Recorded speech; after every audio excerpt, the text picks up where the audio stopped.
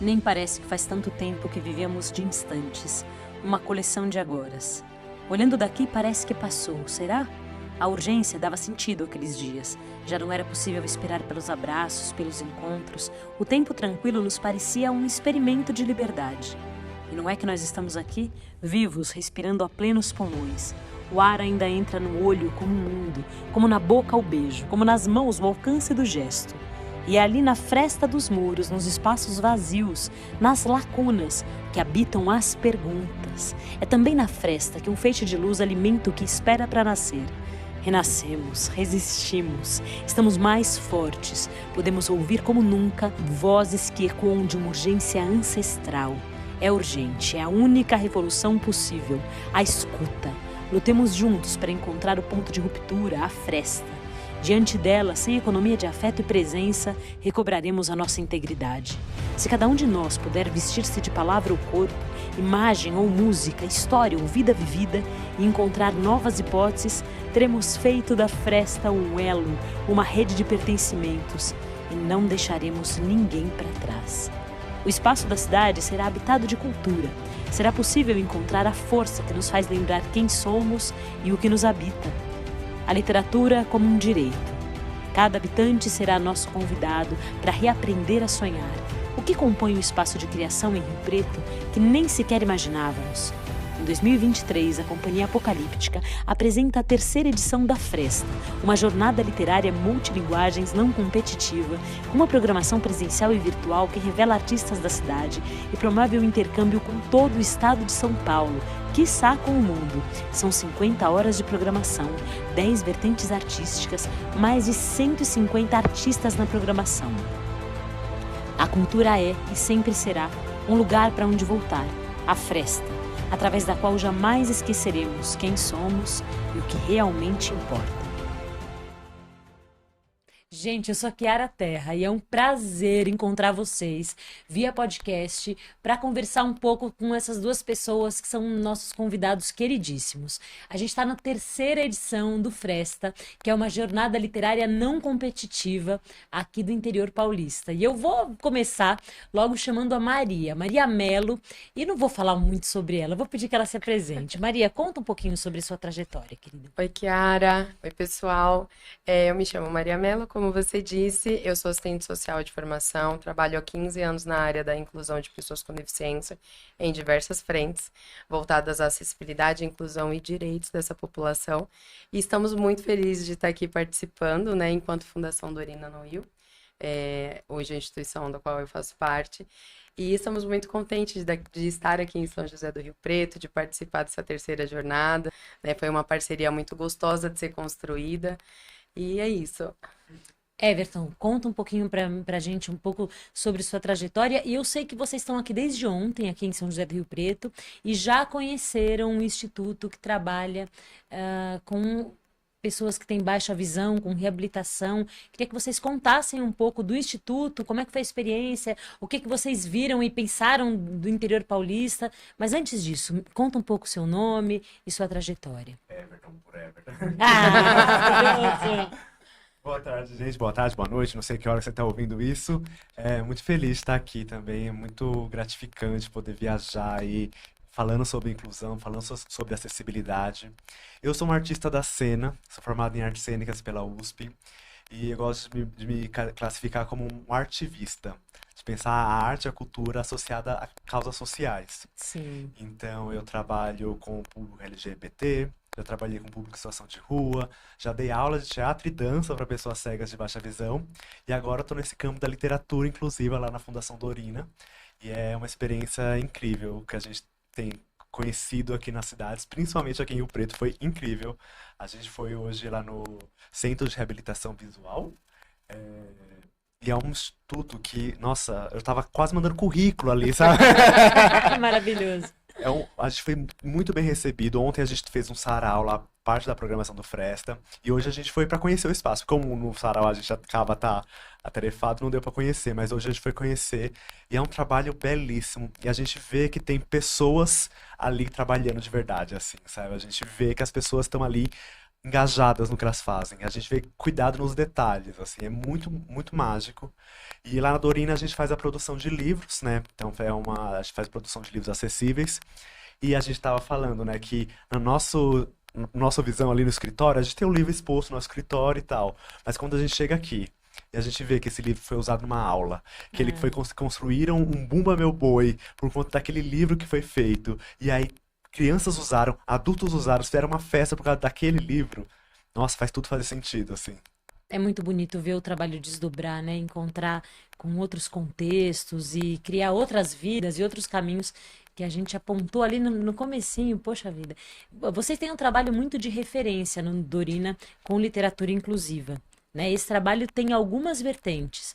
O que eu conheci quando fui lá e também fiquei muito impressionada com o trabalho de reabilitação e com o comprometimento com a literatura foram os audiolivros, certo? E tem muito material em braille também. Conta um pouquinho como é que acontece essa produção. Que eu acho que é uma coisa que todo mundo fica muito curioso. Como é que é a seleção desse livro? Como é que é o processo? Como é que é a distribuição? Sim, assim, como você disse, a gente tem várias frentes, né, trabalhando dentro da Fundação Dorina. E essa questão com o livro, esse cuidado de levar informação, levar literatura para muitas pessoas e em vários formatos para garantir de fato o acesso, é a missão que a Dona Dorina deixa, né? Ela cria a fundação já com esse olhar de inclusão mesmo. A ideia dela sempre foi que o livro estivesse fora, né, para que a pessoa com deficiência visual, a pessoa cega ou com baixa visão, ela tivesse acesso ao mundo e dentro do universo que os livros ofertam. Então, a seleção dos livros nós fazemos de forma muito cuidadosa para que a pessoa tenha acesso àquilo que está no mercado editorial comum, né, que vai vender aí os livros só em tinta, que são só os impressos. Então, a gente ouve os leitores que têm deficiência visual. Sim. Então, a gente faz pesquisas para saber quais são os livros que eles estão buscando, que eles não estão encontrando de forma acessível. Nós ouvimos as escolas e as instituições que atendem pessoas com deficiência, para que eles nos digam quais livros eles gostariam de trabalhar em formato acessível, que eles gostariam de estar levando para as pessoas e garantindo esse acesso. Maravilhoso. E aí, a partir disso, nós fazemos uma seleção dos mais voltados. E aí, nós vamos buscar esses livros, fazemos projetos, né? Então, hoje a gente consegue trabalhar e distribuir de forma gratuita toda essa literatura, todo esse material através dos projetos de incentivo. E aí a gente faz essa escolha. Temos o editorial Braille, que vai fazer toda a transcrição do livro em tinta para o Braille. Temos o pessoal do audiovisual que vai fazer as gravações, e aí tem um estúdio profissional, tudo com muito cuidado. E aí depois a gente vai para a parte que é o que nós da rede fazemos, que além da distribuição desse material, nós vamos até os espaços, aos territórios, numa busca de levar a informação de como trabalhar com aquilo. Né? Então, enquanto rede de leitura inclusiva, o nosso trabalho, a gente entende aí a nossa importância, que é estar levando esse tema para os territórios e fomentar a leitura. Né? Então, nós fazemos parcerias, nós conhecemos as pessoas, os públicos, as dificuldades que elas têm para trabalhar com esse livro e vamos apresentando estratégias, né? Em alguns lugares, assim, porque tem lugares iguais aqui, Rio Preto, que é maravilhoso, assim, a gente vê o trabalho que já está sendo desenvolvido, né? O pessoal daqui tá de parabéns mesmo, assim, ficamos super encantados. A gente fica muito feliz, porque por um segundo se imagina que as coisas acontecem só no centro, né? Só no grande centro do estado, só nas grandes cidades, e não é verdade isso. De maneira alguma. Quando o livro vem, ele faz uma interface com um contexto que pode ser muito poderosa, principalmente se levar em consideração esse contexto, quais são as histórias dessas pessoas e quais são os saberes que no território podem se manifestar para construir possibilidades. Esse relato de vocês é muito maravilhoso. A gente fica muito feliz, porque o Fresta é um festival que pretende visibilizar as produções artísticas daqui e o trabalho do interior paulista e fortalecer essas redes. Então é muito importante quando alguém vem de fora e reconhece o que está sendo feito, assim. É bonito demais. É maravilha. Só complementando uma coisa que a Maria estava falando sobre a seleção, eu acho que uma coisa que a gente busca muito quando a gente vai selecionar é a diversidade nas autorias, nas histórias. Então, é importante que a gente leia mulheres negras, que a gente leia pessoas LGBTs, que a gente leia outros públicos que não seja sempre o tradicional. Então, assim, tem uma diversidade muito grande, assim. E a gente também faz produção em outros formatos. Então, a gente faz a produção em braille, tinta braille, que é quando tem a tinta e o braille juntos. Certo. A gente tem os livros falados, com áudio, com audiodescrição, e tem os digitais acessíveis, que são alguns Olha. formatos que são adaptados para que os leitores de tela consigam ler os livros. Certo. Então, o leitor de tela do computador ou do celular conseguem ler o livro. Então, isso é uma das possibilidades. E todo esse material, ele está numa plataforma online, que é a Dorinateca. É uma plataforma que é www.dorinateca.org.br, que aí as pessoas com deficiência visual conseguem se inscrever e ela tem acesso a quase Uau. 5.000 livros em formato digital acessível. Uau, que lindo. E as instituições também podem se inscrever com o CNPJ, e aí as instituições, além delas ter acesso aos 5.000, elas começam a receber gratuitamente esse material. De Então, forma física. de forma física. Então, o convite aí, quem está nos assistindo, Sim, por favor, se cadastre na sim, Dorinateca sim. para que esses livros possam chegar na mão dos leitores, assim. Não, e é muito importante a gente se mobilizar enquanto sociedade. É muito importante a gente ampliar o alcance, né? Porque se pensa muito nos parâmetros de acessibilidade, a gente precisa oferecer fruição artística, um ambiente que favoreça quem está chegando e que tenha deficiência, mas também é muito importante que essas pessoas tenham suas vozes, que elas possam se tornar autores, locutores, enfim, possam produzir arte, possam se tornar atores, possam fazer espetáculos, pensar vídeos, enfim, uma série de coisas que a gente não tem muito. Que é uma interface que a gente pensa menos, né? Eu acho que a gente tem uma visão meio assistencialista, né? De que essa pessoa Exatamente. precisa ser cuidada para ela ir pro teatro. Ela precisa também. Assim como nós, videntes, precisamos também ser cuidados para ir ao Exato. teatro, ter uma acessibilidade para nós, seja acessibilidade financeira, seja há vários recortes, né? Mas é importante que a gente pense nelas como produtoras de cultura, né? Eu Sim. dei aula na Dorina de teatro e de dança e foi, assim, uma experiência incrível. Coisas que... O pessoal da dança, eles faziam coisas que eu não conseguia fazer nem ferrando. E eles dançando Sim. e... A dança contemporânea, assim, super conceitual ali, eles estavam criando. Ontem no Sarau, a gente viu umas crianças fazendo Cordéis. literatura de cordel. Era, Uau! era Lindo. fantástico, fantástico. Pra mim, eu queria aquilo num livro, sabe? Sim, sim. E ontem, durante a fala do Everton, ele falou algo que me impactou, me impacta, e eu acho que vale muito a pena replicar, assim. Porque ele deu o exemplo da Maria Carolina de Jesus, Sim. que era uma catadora de materiais recicláveis. E se alguém não tivesse tido um olhar, uma sensibilidade para ela, o Brasil teria perdido uma das maiores autoras de referência da cultura preta, né?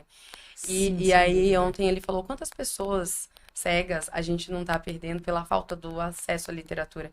Quantos autores nós não perdemos? E aí ele falou isso antes e depois, quando o pessoal abriu, né, para esse momento os cordéis, a gente viu crianças de 10, 11 anos escrevendo seus próprios cordéis em braille. Maravilhoso. Então a gente falava assim, nossa, quero ver isso num livro, né? Um outro detalhe interessante da fundação é que como a gente pega a rede, né? Nós fazemos muitos contatos, a gente faz muitas relações por todo o território nacional, nós conseguimos em alguns momentos convidar autores, indicar Sim, autores que legal. para fazerem a produção ou já publicar algo que existe desse autor, que pode ser alguém com deficiência dentro do universo da deficiência.